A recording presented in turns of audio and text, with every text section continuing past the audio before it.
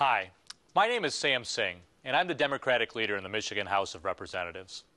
Like many Americans, my story is one of opportunity. My parents immigrated to this country in search of the American dream. My dad worked hard and, like so many others, found work at Ford Motor Company as an engineer. His job brought my parents to Livonia, where, like many of their neighbors, they raised a family while giving us a world-class education in our public schools. My parents raised me to recognize and appreciate the amazing opportunities afforded to me in this country and in this state. But when I look around today, I no longer see the Michigan I remember as a child. By many measures, we've lost our way. Tonight, you heard Governor Snyder lay out his vision for Michigan. It is a vision that has worked for his campaign supporters, but not for the people of Michigan. While corporations that send jobs overseas have received tax breaks, your schools, roads, and water systems have crumbled, and incomes have remained too low for working families to provide the same opportunities my parents provided for me. As a Democrat, as a Michigander, I think that's unacceptable. We have a different vision for Michigan, a vision that returns all of us to a place of opportunity, to the place I remember as a kid. We must build an economy that works for everyone by creating jobs in our state, by increasing incomes for all of you. We must rebuild your trust in government by returning to a system where you know what is happening and everyone has an equal voice in the process. We also must invest in things that made Michigan great: our schools, our roads, our Great Lakes, and our safe and strong communities. As I've traveled around the state for the past 4 years talking to Michiganders, everyday families tell me they have yet to feel the economy is improving for them. Household incomes in Michigan still lag behind the national average and grow at half the average national pace, leaving Michigan families with less money to deal with bills that aren't getting any cheaper. Instead of using our limited tax dollars to hand out favors to campaign supporters, we should expand our job skills training programs and restore the Earned Income Tax Credit. These are programs that support regular working families. Michigan has had a long history of being at the cutting edge of innovation by investing in entrepreneurship and research. We need to support these innovators and entrepreneurs, like those working here in this very building at Michigan State University's bioengineering facility, where research is conducted every day that benefits our public health and positions Michigan as a leader in the emerging healthcare economy. These programs will drive Michigan's future innovation and create good-paying jobs, like the one that brought my father to Michigan. Too many people in Michigan feel that the system is rigged against them, that powerful political insiders are calling the shots, and working families are left to foot the bill.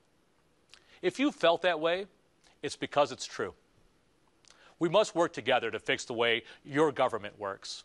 We must tear down a system that puts insiders ahead here in Michigan. In the state, our campaign finance laws allow nearly unlimited spending in elections, enabling our legislature and governor to hide behind a different set of rules.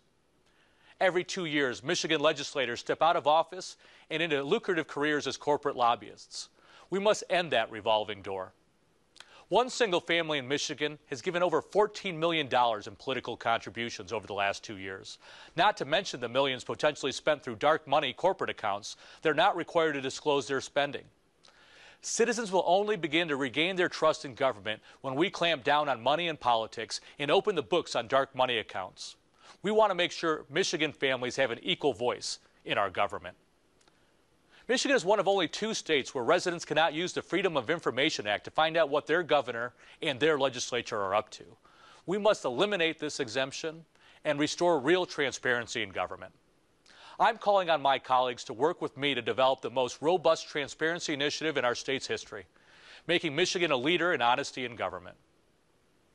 When I was a kid growing up in Livonia, we trusted our elected officials because they were held accountable. Let's get back to a system worthy of the trust that you put in us.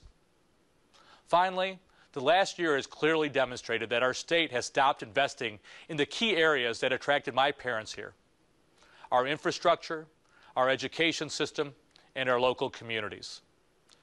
The residents of one of our largest cities, Flint, remain unable to drink water from their faucets. Think about that. We're the wealthiest, most powerful nation in the world. Michigan is the Great Lakes state, surrounded by 1/5 of the world's fresh water. Yet we've allowed our basic infrastructure to fall into such disrepair that our neighbors in Flint cannot even trust the water flowing from their taps. And without making investments in our communities, other cities and townships could suffer the same fate. In addition, our roads continue to deteriorate while you pay more in gas taxes and you pay more to register your vehicle. In 2015, 84% of Michigan roads were in good or fair condition. The Republican plan that's currently in place will plummet that number to less than 50% by 2025. That trend cannot continue. But just as important as our infrastructure, probably more importantly, are the condition of our public schools. A key part of the opportunity my parents sought in this country was education. We must reinvest in providing access to the education and training so Michiganders can be successful. A study is sitting on the governor's desk showing that our schools are underfunded by $1,200 per student, which has left our teachers struggling to manage larger classroom sizes and made it difficult to prepare our children for success. Also, the safety of our communities have been placed in jeopardy.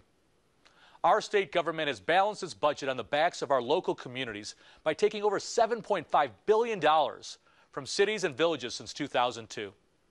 That means our neighborhoods have lost more than 4,000 police officers and 2,800 firefighters. The Michigan I grew up in did not shortchange investment in our infrastructure, or our schools, or the safety of our communities.